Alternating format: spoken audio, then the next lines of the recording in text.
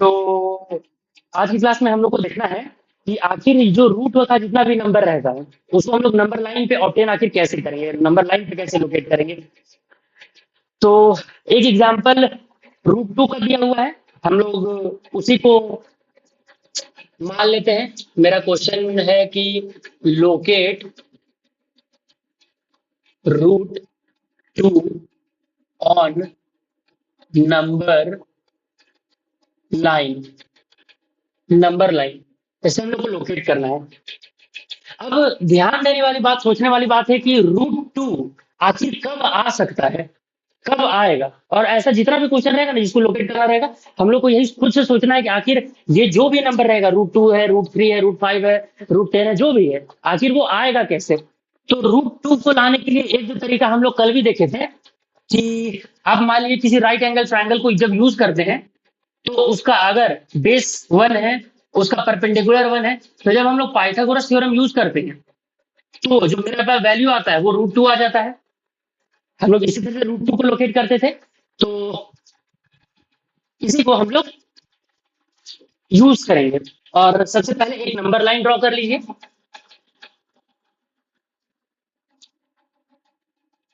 ठीक, ये मान लीजिए ये जीरो है, ये मेरा माइनस वन है, ये वन है, ये टू है।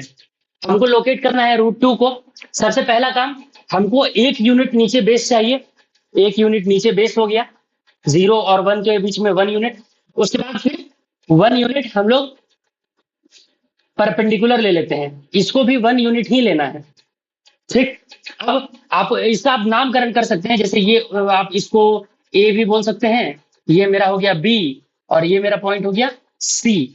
अगर हमको जब एसी का वैल्यू निकालना रहेगा, एसी का वैल्यू निकालना रहेगा, तब तो मेरे पास हम लोग अभी तक सीखे हैं कि एसी जो होता है, एसी जो है वो हाइपोटेनस है।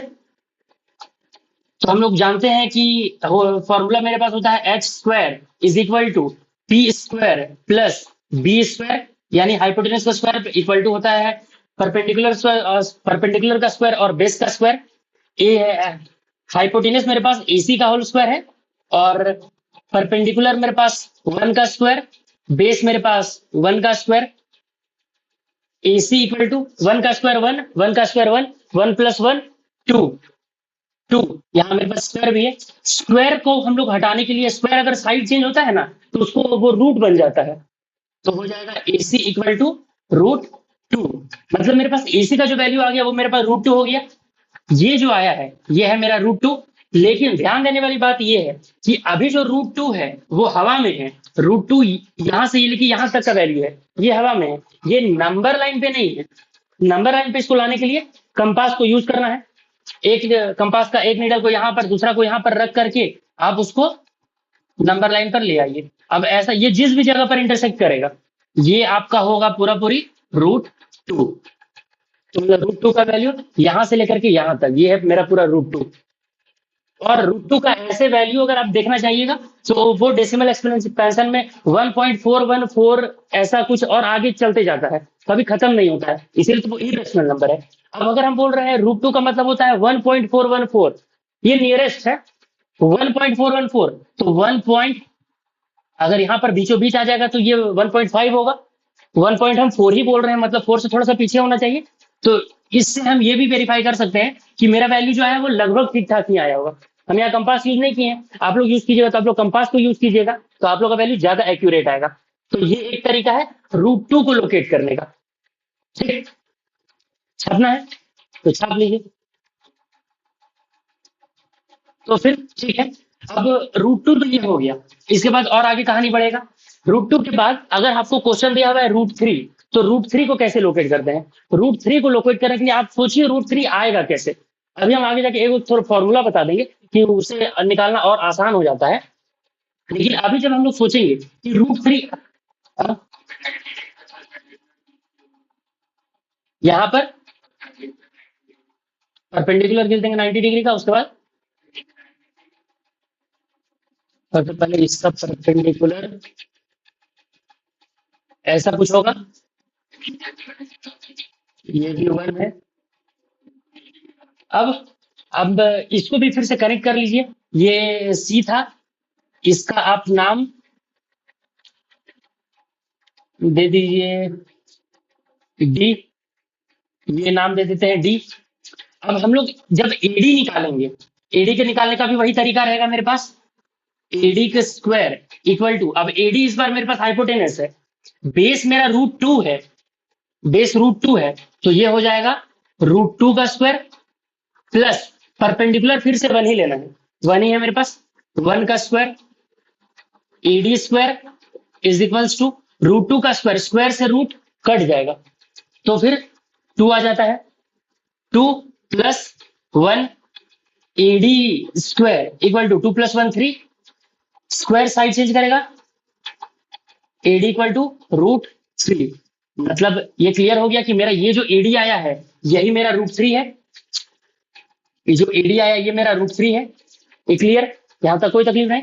अब ये भी जो है ये हवा में है, इसको फिर से हम लोग को जमीन पर लेकर के आना पड़ेगा, तो आप फिर से कंपास को यूज कीजिएगा और यहाँ से मेजर करके उसको फिर आर काटिएगा, तो मतलब मान लीजिए ऐसा कुछ कहीं पर भी आएगा, अब कहाँ पर आएगा एग्जैक्ट तो बता पाना थोड़ा सा हाथ से किया जा रहा है तो संभव नहीं है, आप लोग कीजिएगा तो ज्यादा बेहतर आएगा। तो ऐसे हम लोग √3 को लोकेट कर ले, मतलब 0 से ये जो पूरा वैल्यू है ये है पूरा √3 का आंसर, ठीक, √3 ये हो गया। उसके बाद फिर √4 को अगर लोकेट करना रहेगा तो बिल्कुल उसके बाद फिर से परपेंडिकुलर, लेकिन आप लोग को ऐसा नहीं लगता है √4 का मतलब होता है 2, √4 का मतलब 2, और 2 तो मेरे पास ऑलरेडी है, तो ये भी हो सकता है। बाकी अगर इसे भी हम फिर से करेंगे बढ़ा करके तो गलत नहीं आएगा, आंसर 2 पे ही आके कटेगा, लेकिन काहे करना है, √4 ऐसे कहीं मिलेगा भी नहीं, ठीक। तो ये हो गया आपका √2 को लोकेट करना, √3 को लोकेट करना। अब हम बताना चाह रहे हैं कि आखिर इस तरीके से हम लोग कहाँ तक जा सकते हैं, तो ऐसे तो जितना आगे जाना रहेगा आप जा सकते हैं, लेकिन एक जो तरीका हो सकता है, अभी हम लोग देखे थे कि जब हम लोग को √2 लेकर के आना था, तो हम लोग एक जगह पर √1 रखेंगे और एक जगह पर 1 का स्क्वायर करके किए तो √2 मेरे पास आया। √3 लेकर के आना था तो हम एक जगह √2 यूज किए और एक जगह 1 यूज किए फिर लेकर के आए। √4 अगर हमको लाना है तो भी हम एक जगह पर √3 यूज करेंगे और एक जगह पर 1 यूज करेंगे। अगर हमको √5 लाना है तो हम एक जगह पर √4 यूज करेंगे, एक जगह पर 1 यूज करेंगे। इस तरह ऐसा नहीं लग रहा है कि ये पूरा सीरीज चलते जा रहा है कहानी। अब इसको अगर आपको समझना कुछ ऐसा रहेगा तो मान लीजिए कि हम लोग यूज कैसे करेंगे, जब भी हम लोग को आप ऐसा लिखना चाहिए तो लिख लीजिए कि जब भी हम लोग को हाइपोटेनियस में लाना है, कोई भी √n को लेकर के आना है, हाइपोटेनियस में √n को लेकर के आना है, तो आप जो बेस है उसको हाइपोटेनस को √n में लेकर के आना है, तो आपके पास जो बेस रहेगा आप उसको √n-1 ले लीजिएगा, ठीक। और परपेंडिकुलर जो आपका वो हमेशा 1 फिक्स रहेगा, लगभग लगभग केस में, हमेशा तो कहना गलत होगा लेकिन जनरल केस में ये लगभग सही होता है। अब इस बेसिस पर आप लोग एक दो ट्राई कीजिए, जैसे कि आप लोकेट कीजिए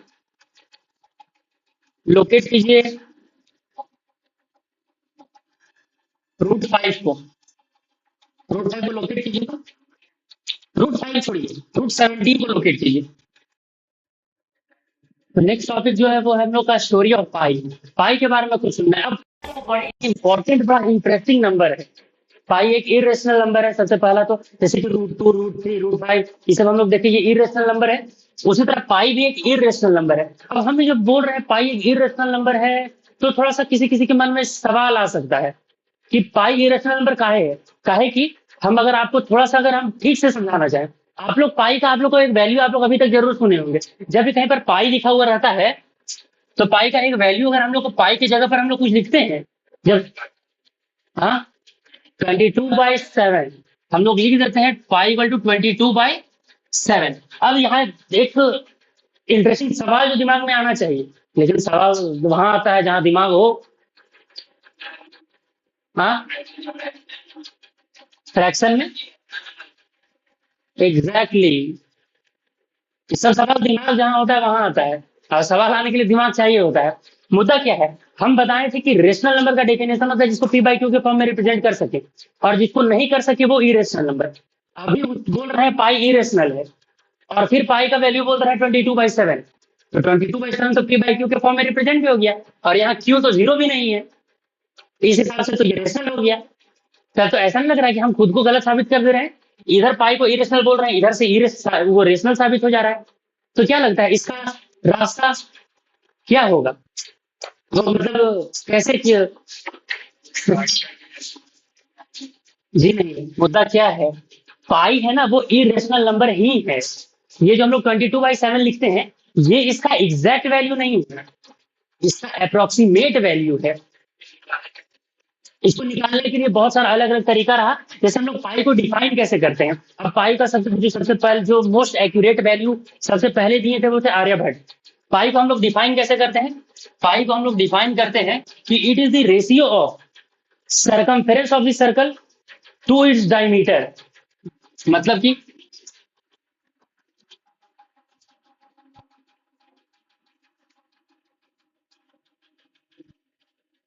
सर्कमफेरेंस का रेशियो उस सर्कल के डायमीटर के साथ। अब ऐसे हम लोग पाई को डिफाइन करते हैं, इसका डेफिनेशन यही है। अब इसे कैसे क्या साबित हो गया, लग रहा है इससे आ सकेगा पाई का वैल्यू,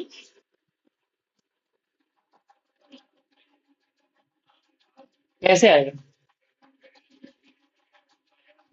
एग्जैक्टली, आप वैल्यू पुट कर दीजिए, पाई को पाई रहने दीजिए, सर्कमफेरेंस का हम लोग फॉर्मूला याद करके रखे हैं रट के 2πr, और डायमीटर को हम लोग 2r लिख सकते हैं, 2 से 2, r से r, पाई। तो ऐसे हम लोग डिफाइन करते हैं उसको। सबसे पहले इसीलिए बहुत कोशिश कर रहे थे, सबसे पहले जो थे आर्यभट्ट, वो इससे अप्रोक्सीमेट वैल्यू दिए थे, और वो अप्रोक्सीमेट वैल्यू उसका कुछ ऐसा लेकर के आए थे 3927/1250। अब कैसे आया उसका हम लोग को तय में नहीं जाना है, वो अपने सिलेबस से बहुत बाहर है।